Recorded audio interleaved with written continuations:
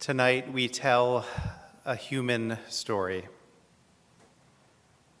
a story of our frailty, our failing, and our fault. A story of betrayal and denial, a story of courage that fails. Yet tonight we tell also a holy story,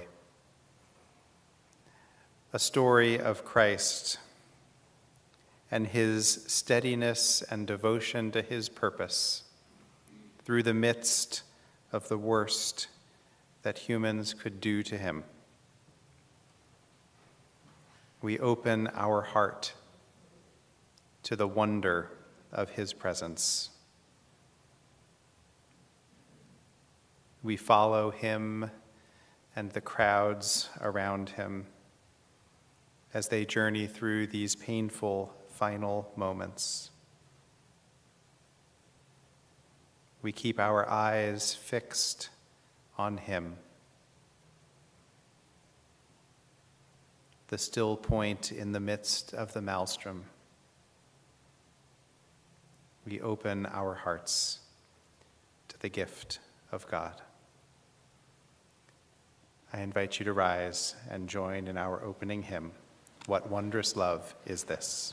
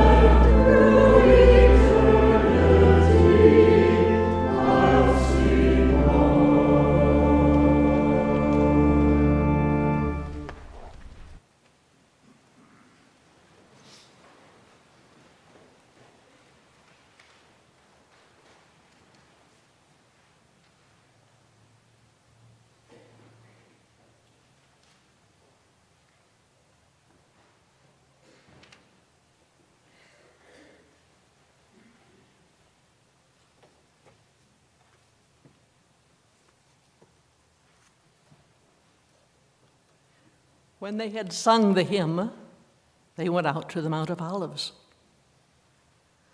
Then Jesus said to them, "You will all become deserters because of me this night. For it is written, I will strike the shepherd, and the sheep of the flock will be scattered. But after I am raised up, I will go ahead of you to Galilee." Peter said to him, "Though all become deserters because of you, I will never desert you." Jesus said to him, "Truly, I tell you, this very night, before the cock crows, you will deny me 3 times. Peter said to him, "Even though I must die with you, I will not deny you." And so said all the disciples.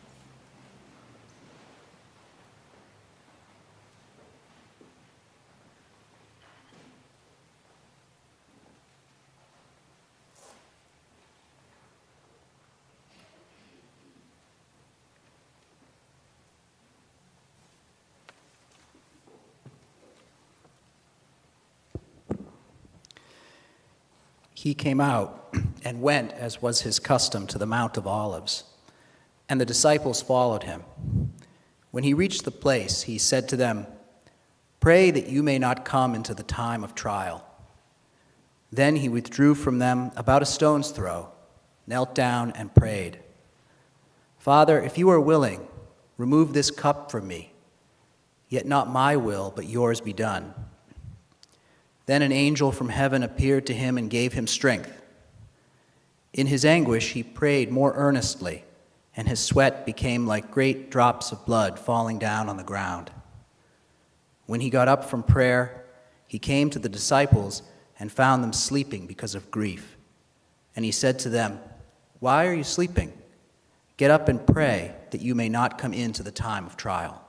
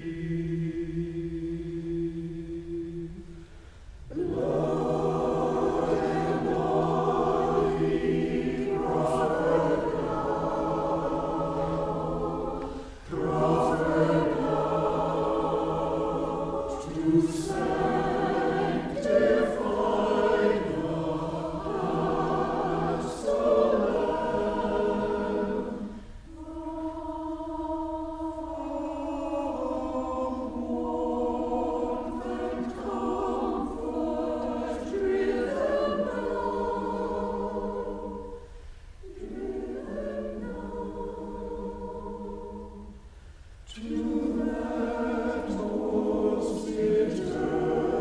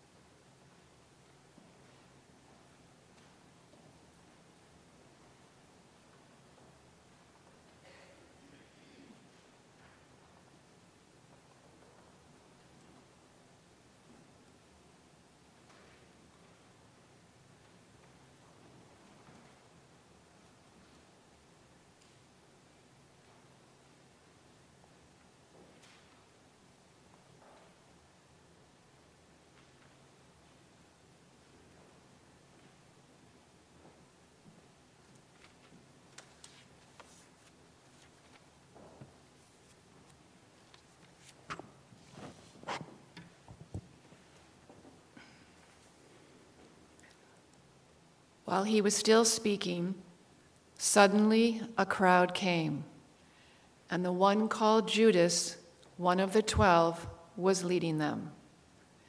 He approached Jesus to kiss him, but Jesus said to him, "Judas, is it with a kiss that you are betraying the Son of Man?" When those who were around him saw what was coming, they asked, "Lord, should we strike with the sword?" Then one of them struck the slave of the high priest and cut off his right ear. But Jesus said, "No more of this." And he touched his ear and healed him. Then Jesus said to the chief priests, the officers of the temple police, and the elders who came for him, "Have you come out with swords and clubs as if I were a bandit? When I was with you day after day in the temple, you did not lay hands on me. But this is your hour, and the power of darkness."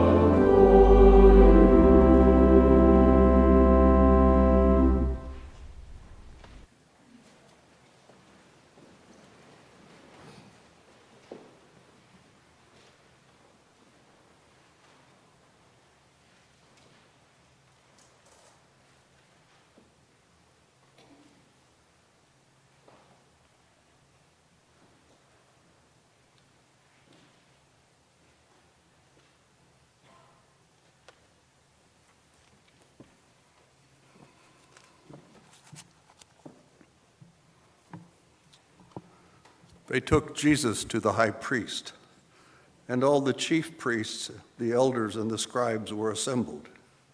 Peter had followed him at a distance right into the courtyard of the high priest, and he was sitting with the guards, warming himself by the fire.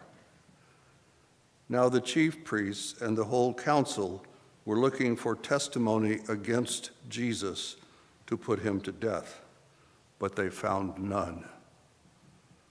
For many gave false testimony against him, and their testimony did not agree.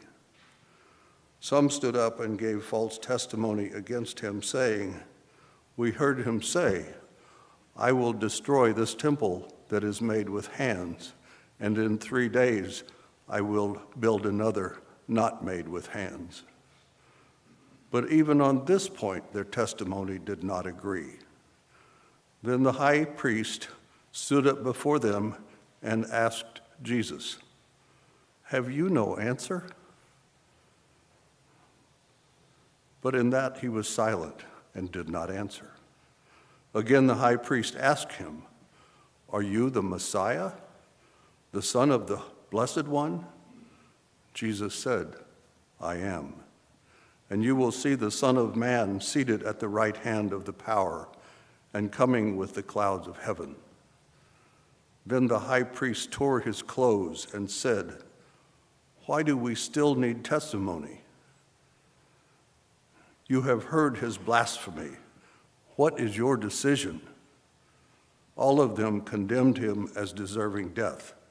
Some began to spit on him, to blindfold him, and to strike him, saying to him, "Prophesy!"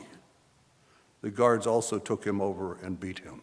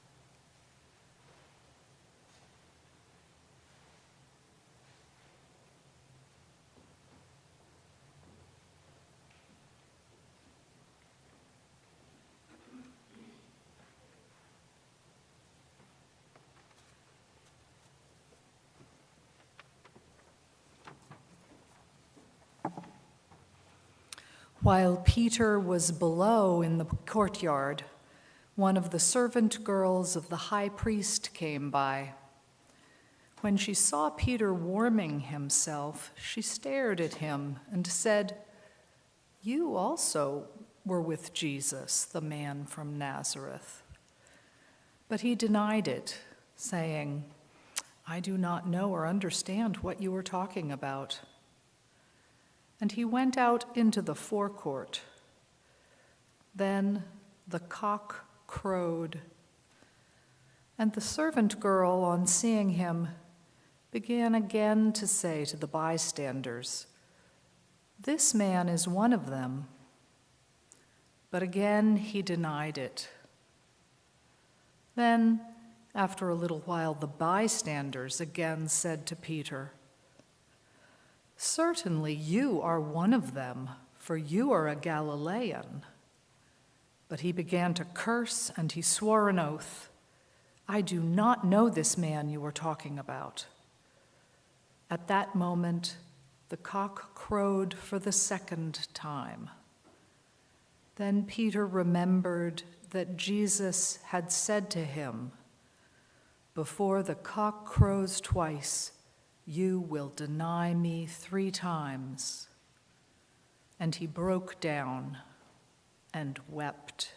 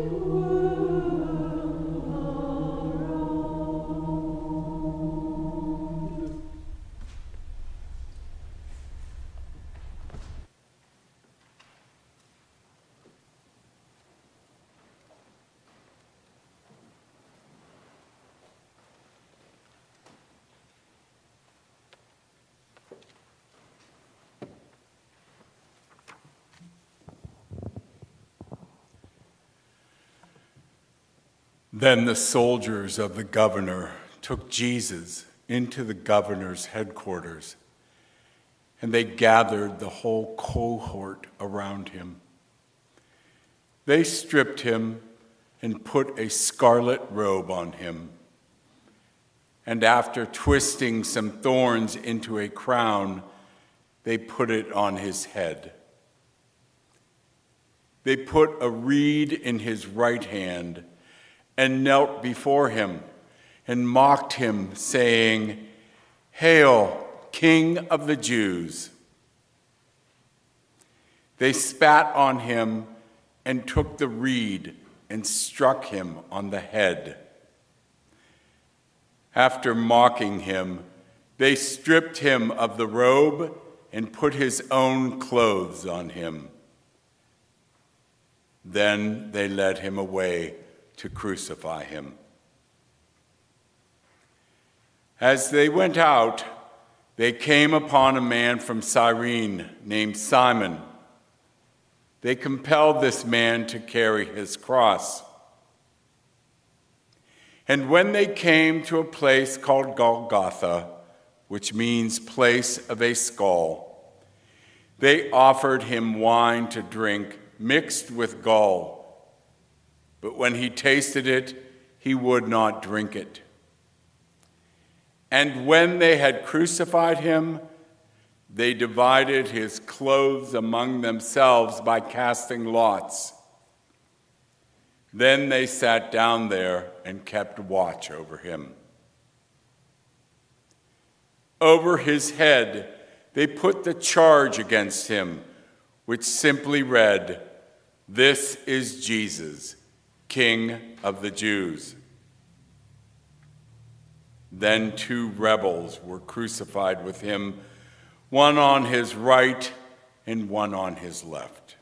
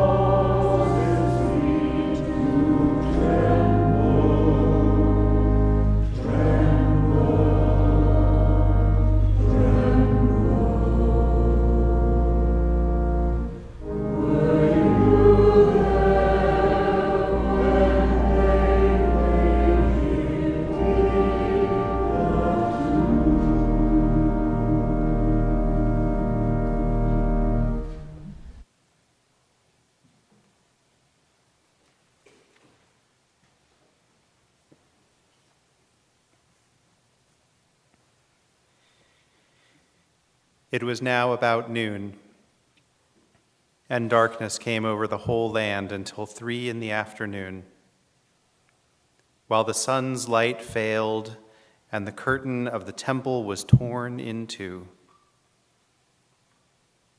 Then Jesus, crying with a loud voice, said, "Father, into your hands I commend my spirit." And having said this, he breathed his last. When the centurion saw what had taken place, he praised God and said, "Certainly this man was innocent." And when all the crowds who had gathered there for the spectacle saw what had taken place, they returned home, beating their breasts. But all his friends, including the women who had followed him from Galilee, stood at a distance, watching these things.